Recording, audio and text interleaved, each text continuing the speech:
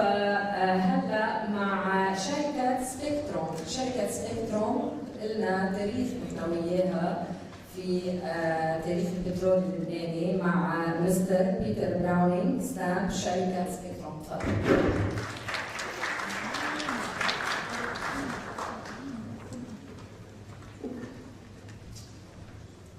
Okay, well, good afternoon. My name is Peter Browning Stamp, and I'm a geologist for Spectrum. I've been lucky enough to be working on the onshore project since its very beginning, around 2 years ago. And today I'll give you a quick little whistle-stop tour through our work and some of our findings towards the end of the project. Okay, so as an introduction, I will quickly rattle through a brief historic exploration sort of catalogue of Lebanon, talk about the Spectrum data campaign, our interpretation, and then come up with some rather startling conclusions that are quite positive. So, early exploration, as Sam mentioned earlier, began in the early 1940s with a lot of field mapping. This was conducted with the Iraqi Petroleum Company and L.P.A.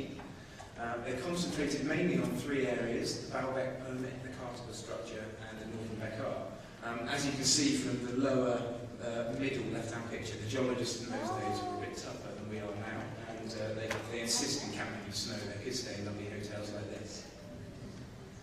So, as you can see, we have some of the field photos that came from the original scouting. The map in the top right-hand corner is one of the first geological maps made in Lebanon.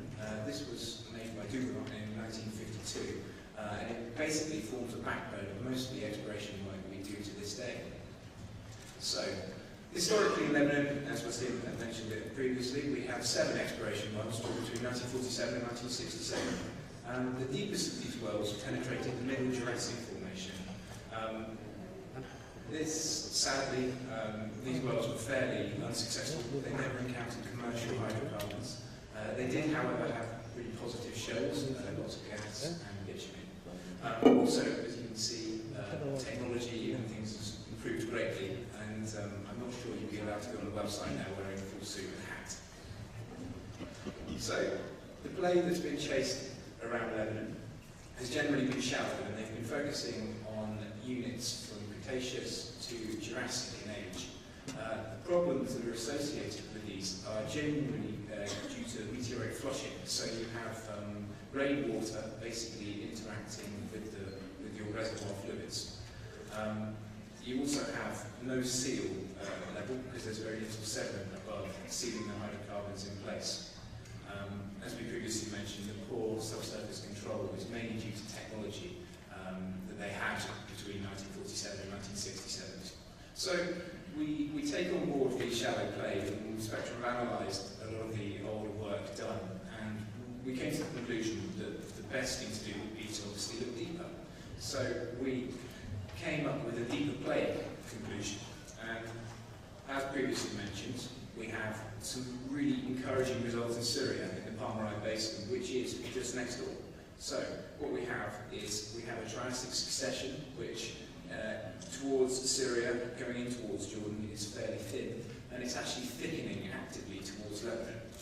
But this was a lot of work done using well data, and there was no seismic data in Lebanon to sort of corroborate this theory. And what we'd like to do, or what we have done since, is come up with a bit more of a story. So we've used the Syrian analog of the clay there, Lower Triassic, which is completely undiscovered in Lebanon, and we've tried to follow it. So the best way to do this was to gain subsurface control, and the main and the best way to do this is to obtain seismic surveys. So in 2013, Spectrum were lucky enough to acquire 2 seismic lines across Lebanon. We went perpendicular with the geology and crossed over the Lebanon ranges and also some interesting structures. So our objectives were quite simple: try and image the Triassic, but things are never quite that simple. We have structures on the surface, and we were trying to also see whether they extended to depth, whether they were viable sealing structures that could hold hydrocarbons. So our seismic acquisition commenced on the 6th of October last year, and lasted until just before Christmas.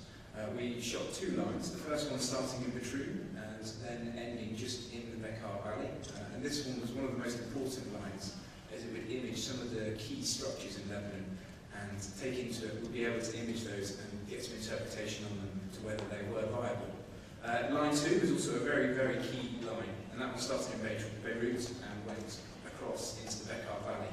So this would be the first time that the Bekaa Valley sediments have ever been imaged in seismic data, so quite exciting stuff. So acquisition parameters, we have learned quite a lot quite quickly. Lebanon is quite a complicated geology. The surface geology is mainly made up of carbonates and marls, which affect seismic energy as we put it into the ground. So we had to design the survey with this in mind, and we were trying to get the longest offset possible for the least sort of hassle, if that makes sense. So we've acquired the data now. We've tested all our seismic attributes, and we've acquired the 2 lines. It then came to our lovely processing team back in London to deal with data, and they've gained a huge amount of experience working with onshore data, predominantly in Kurdistan and other mountainous regions, so they could use what they've learned in those regions and implement it in Lebanon. We tailored the processing sequence to fit in with the geology and also to fit in with our objectives, to what we'd like to image and how we'd like to do it. So here's some examples of our final product. Once we had the final product, we handed them to our technical partners, IFP and Dr. Fadi Nadar and his team, and they worked tirelessly to produce some of the fantastic sections that we see here. We're focusing on the second line here, there's a reason for that.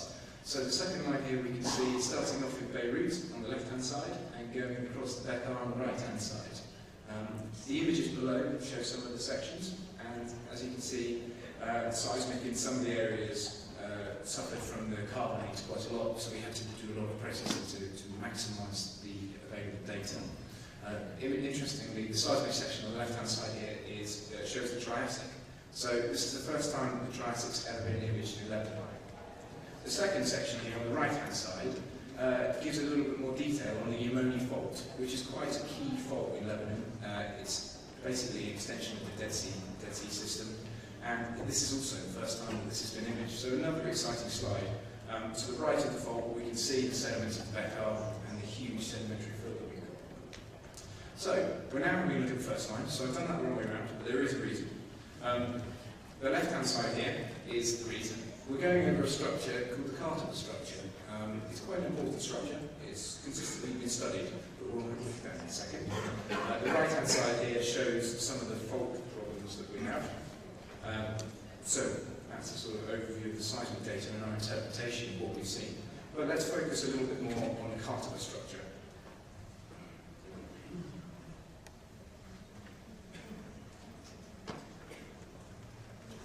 Okay, so the Carter structure was first discovered and mapped by CLP geologists in the early 1940s. 1942, they conducted a lot of field mapping. For some reason, using ropes and abseiling quite a lot. I'm not sure really why, but they did.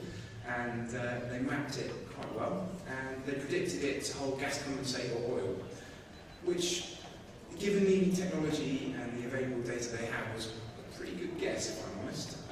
The structure's never been drilled, tested, or even qualified with seismic or anything. So the location of the structure, as you can see here, it is just inland of Petroleum in the Lebanon range. It's about 20 kilometres long, between 10 and 5 kilometres wide, and it's generally very steep.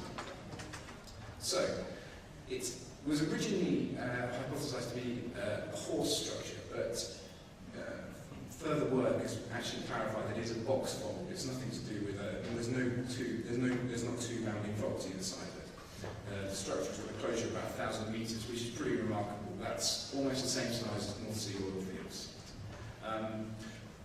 As you see it from the surface, we've got a middle Jurassic core. On the right-hand side here, we can see an image with an orange line across the top. That's the area covered by a spectrum survey. We had to cover that northern area there purely because of the terrain. The terrain there is so rough that we wouldn't have been able to drive our fibre-size units over the steep sections.